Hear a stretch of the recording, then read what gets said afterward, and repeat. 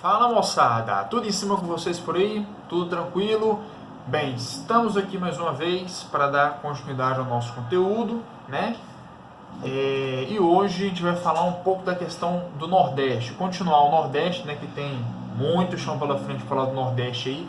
E hoje a gente vai falar um pouquinho da questão da organização de espaço, questão da ocupação do território, por aí vai, tá? Porque quando a gente fala de Nordeste, meu povo, a primeira coisa que já vem na nossa cabeça é seca e pobreza, né? Lugar seco, tem muita pobreza e tal.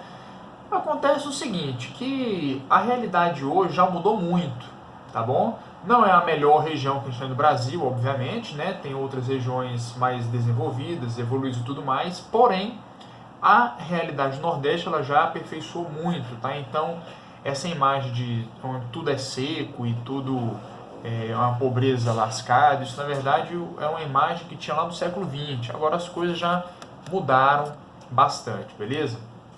E é o seguinte, primeira coisa para a gente poder entender o Nordeste ali, vamos voltar um pouco no contexto da história, porque foi a primeira região habitada aqui no Brasil. Os portugueses chegaram na região do Nordeste, onde hoje ele é a altura da Bahia, tá? Então a primeira região que é ocupada, né? Por conta disso, é a primeira região que vai ter as primeiras atividades econômicas no país, onde tudo começou a questão de pecuária, cana-de-açúcar, né, que foi muito famosa na região a cana-de-açúcar. E aí a gente tem que entender algumas questões históricas que inclusive acontecem até hoje. Por quê?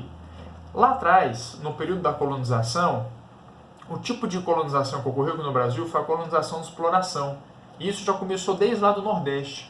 E a colonização de exploração ela tem algumas características, como por exemplo, as terras são latifúndios. O que significa isso? São terras grandes, grandes extensões de terras, tá? Onde nós temos uma concentração fundiária. O que significa essa concentração? Muitas terras nas mãos de poucas pessoas, tá? Isso está ligado com os latifúndios, beleza? Então, latifúndios, grandes extensões de terras. Outra característica, a monocultura. O que é monocultura? É quando nós temos apenas um tipo de plantio. Você pega aquela terra gigantesca, aquele latifúndio, e tudo ali é só cana-de-açúcar, tá? Então isso é um tipo de monocultura.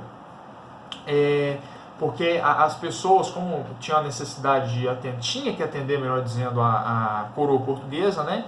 Então os portugueses vinham aqui para fazer todo esse plantio, todas essas atividades voltadas à monocultura, para poder levar a cana-de-açúcar para lá e o açúcar ser comercializado na Europa, porque o açúcar naquela época, meu povo, era algo muito raro. Então ele tinha um valor econômico muito maior mesmo do que nos dias atuais, tá bom? Não era uma coisa comum de se encontrar o açúcar. E por isso, então, a segunda característica, né, do Nordeste, quando a gente fala do processo de colonização, eram as monoculturas, beleza? Um terceiro fator também que a gente pode colocar é a questão do trabalho escravo, tá? Que isso foi o decorrer de todo o Brasil, não ficou só no Nordeste, mas começou por lá porque foi a região primeira habitada, beleza? Então são três fatores importantes que são os três fatores que caracterizam uma colonização de exploração, porque nós temos também, né, um outro tipo de colonização que ocorreu na história, aqui no Brasil não aconteceu, mas ocorreu, por exemplo, nos Estados Unidos e no Canadá, que foi a colonização de povoamento, mas que na nossa realidade aqui no Brasil ela não aconteceu. Nós só ficamos aqui na colonização de exploração, aonde nós tínhamos essas três características, tá? Professor, mas beleza, o que isso tem a ver com os dias de hoje? A questão, meu povo, é o seguinte, porque aquilo que acontece na história só não pode como reflete nos dias atuais. Porque quando a gente pega, por exemplo, a distribuição de terras no Nordeste, ainda a gente vê que ocorre os latifúndios, né, que são grandes extensões de terras, ocorrem ainda as monoculturas, só não ocorre mais a escravidão porque foi abolida a escravidão, né, lá no século XIX, então isso não existe mais. Mas só que são contextos da história que foram passando os anos e isso permanece até hoje na região. Mas quer dizer então que o Nordeste até hoje ele fica somente nessas questões sobre a agricultura dentro das grandes fazendas, junto com a monocultura, é só isso? Não. A região foi evoluindo, foi crescendo, outras atividades foram surgindo de certa forma, tá?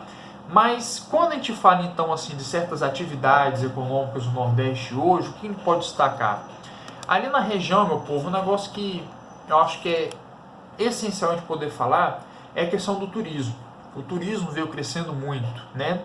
E um negócio importante que a gente não pode desconectar uma coisa com a outra. Todas as vezes que a gente fala de turismo, o turismo ele vem de forma isolada. Ah, vamos visitar lá. Não, não é assim. O que acontece é o seguinte, o turismo ele vai promover outras atividades. Porque para ter o turismo, precisa, antes de mais nada, de ter infraestrutura. Precisa ter rodovia para o povo chegar de estrada para conhecer a região. Precisa ter ferrovia também. Precisa de ter aeroportos, né? Como é que as pessoas vão viajar para lá?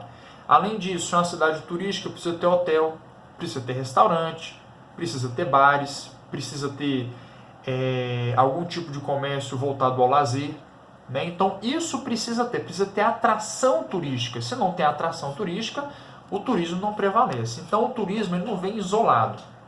O turismo é uma consequência de investimentos anteriores a ele, como infraestrutura, por exemplo. Então a infraestrutura do Nordeste passou a crescer muito dos últimos anos para cá. E isso, como consequência, o turismo também cresceu. Então a questão de infraestrutura melhorou, questão de serviço de hotelaria melhorou, questão de serviço de restaurantes e bares também melhoraram. E isso foi atraindo turistas para regiões, né? Ou melhor dizendo, para a região especificamente falando do Nordeste, tá? Então o turismo ele não vem de forma isolada. Antes do turismo em si, precisa estabelecer algumas atividades, alguns serviços, né? Então, com infraestrutura, quem está podendo falar?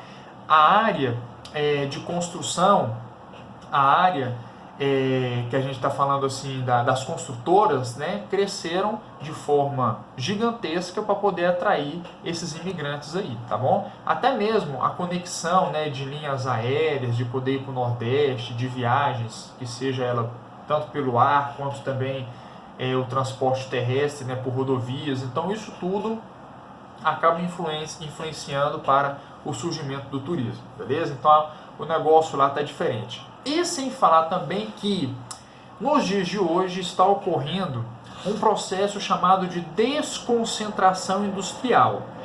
Mas para ocorrer a desconcentração, deve primeiramente ocorrer a concentração. E aonde que nós tínhamos a concentração aqui no Brasil?